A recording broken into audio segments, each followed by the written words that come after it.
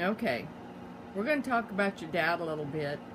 I never got to meet him, although I've seen pictures of him, lots of stories about him. He was a businessman. Yeah. Kind of a something that wasn't heard back in those days is your mom and dad divorced. But you don't really even remember that. There wasn't anything, no big to-do, no fights, no nothing like that. Just we moved to Sydney when I was 7. To Willoughby when I was 7. Well, let me. Your dad's name was Leonard Gladwin Robinson. Gladwin was his mother's name. Right, and he was born. Let me see. I know. Ben Vanderbilt. He was what? Vanderbilt. Well, he was born February 11th, 1894, and he died December 18th, 1955. He was born in Vanderbilt. Vanderbilt. Queensland. Is it Queensland? Yeah. Oh, he wasn't. He was born in Australia. Yeah. He didn't transport there. No, I think he died. Yeah. And he had how many brothers and sisters? He had 4 sisters, right? Yeah, and 3 brothers. 3 brothers. And he was the youngest. And he married a palm. Your mother. My mother, and that's how happy they were with it. Yeah, the sisters didn't like your mother too much, did they? The only one that was good to my sister was Aunt Glad, the youngest. Yeah. And she had 2 children, Enid and John. No, she had 3, Enid, John, and Jeff. Yeah. And they let us, we were allowed to play with them. But all the others didn't have kids. My Aunt Flo was my godmother. She didn't have kids.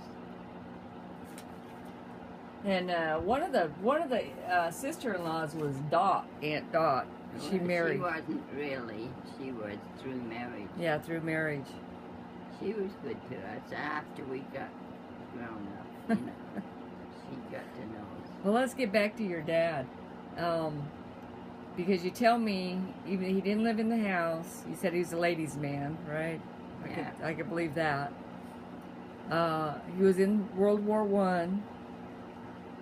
He got mustard gas, but just barely, you know. Just enough to make him Sick.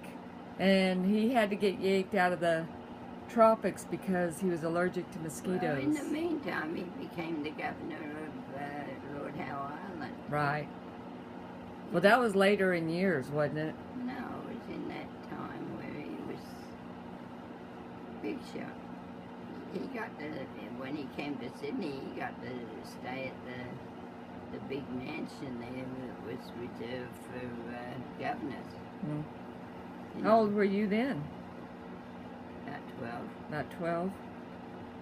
Well, I remember his office was upstairs, and we had to walk down these stairs, and he'd pat my head and say, "I wish you were Sonia Henny." yeah. And I think, God, how on earth are you going to make me Sonia Henny?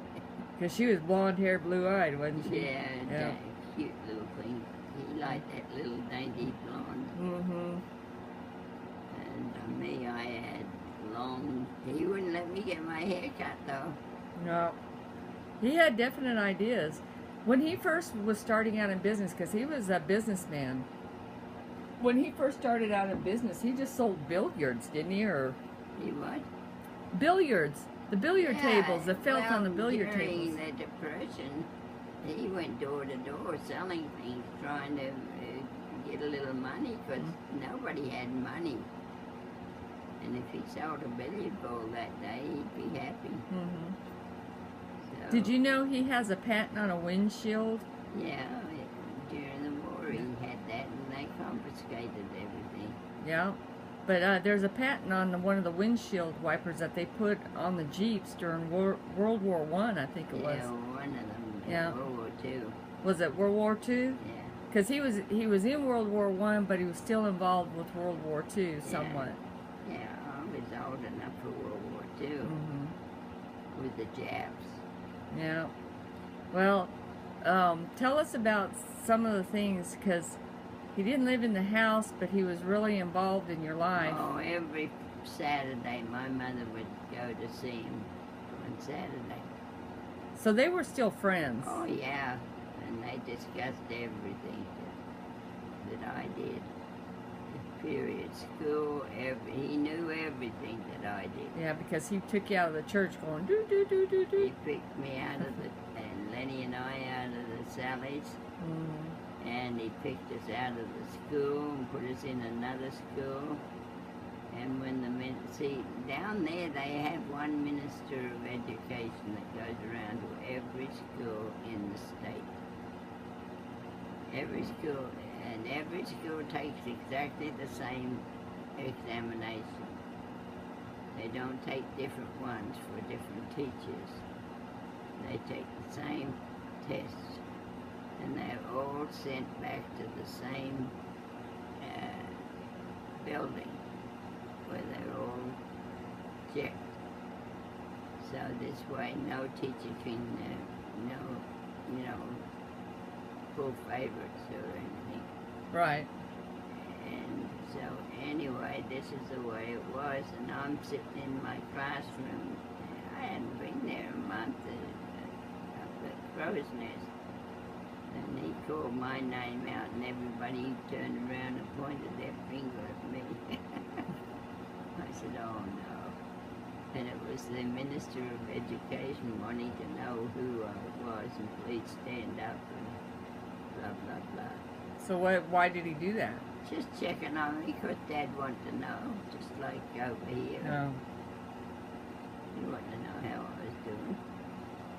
Hmm. And he made sure that he had you take lessons in tennis lessons. oh, I had tennis lessons, swimming lessons, dancing lessons. I name it, I had it. So even though he wasn't in the house, he still supported you Oh, and took sure. care of you. He didn't support us very much, but it was barely enough.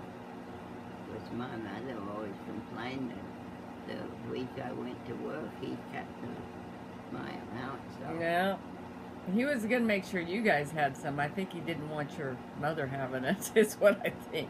I don't know. That's pretty typical of men back in those ages, you know. They're not going to part with the dollar very well to a woman, you know. Yeah, I think it was just the time. Yeah, women couldn't take care of money. Mm-hmm. Did you ever get the movie Allison? A town named Allison. Mm, I think I've seen it. I can't remember. Oh boy, that's quite a movie to watch. Or to read. The book is good. Well, we're going to have to talk about your dad. He became governor of where? Lord Howe Island. Mm-hmm. It was a small island off the coast of Australia, not very big, and it wasn't a very important post, but he got it. And that gave him a lot of leeway when he came back to Sydney. You know. Oh, was that in Africa? No. Well, who went to Africa? Nobody I know of. Yeah, someone did something down there. Not that I know of. Oh, you're going to think about it and you're going to go, oh, yeah. Because he was really good with the... Oh, I think we're talking about John Edward Eyre. He didn't go to Africa. He went to South Australia, Middle Australia, everywhere. But he was good with the Aborigines, and he was very good with the Aborigines. Right, and then they sent him to New Zealand. Was it New Zealand? He was a semi-governor, lieutenant governor of New Zealand. Well, I know they sent him somewhere. Yeah, New Zealand.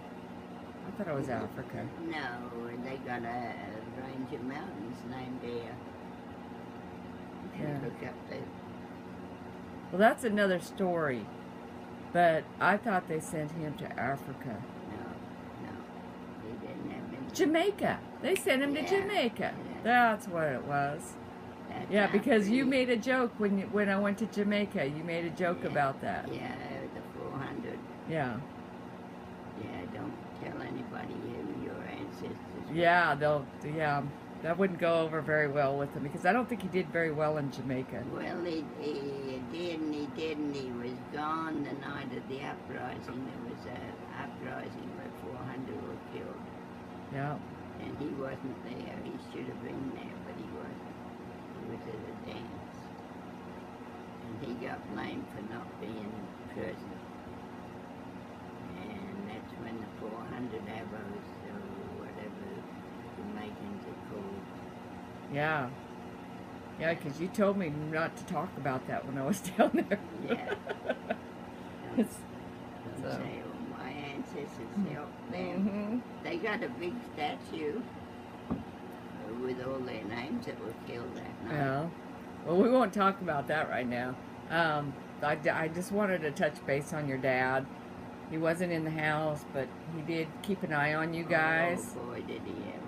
And Every Saturday, I tell you a funny story about my father. Every Saturday, and my brother and I had to meet him. My brother was like 2-3 years older. And he would have it all planned out. I guess he'd taken some time to do it before we had to go in Sydney that day.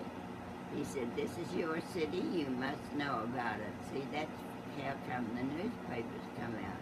We had to read the newspapers. We had to know where to go and where not to go. So he would give us enough spending money for the fare on the trams or trains or whatever it was. And he would say, "Well, now today you got to go and visit the." One time we had to go to the big Catholic. I've forgotten what you call it. Beautiful place. cathedral? Yeah. Oh, it was gorgeous. I know he made you go to a museum. Yeah, we had to go to the museum. But different places like that we had to go to And you went and saw him every Saturday? every Saturday, and then we had to get back and see him before we went home. Or at least the next day to let him know what we did the day before, Mhm. you know. And Well, I need to wrap this up because I'm at 12 minutes now. that's where we lost our money going home. Yeah. Yeah, I heard about that. Well, we're gonna talk. We're gonna continue on about talking about your dad because there's some more stuff.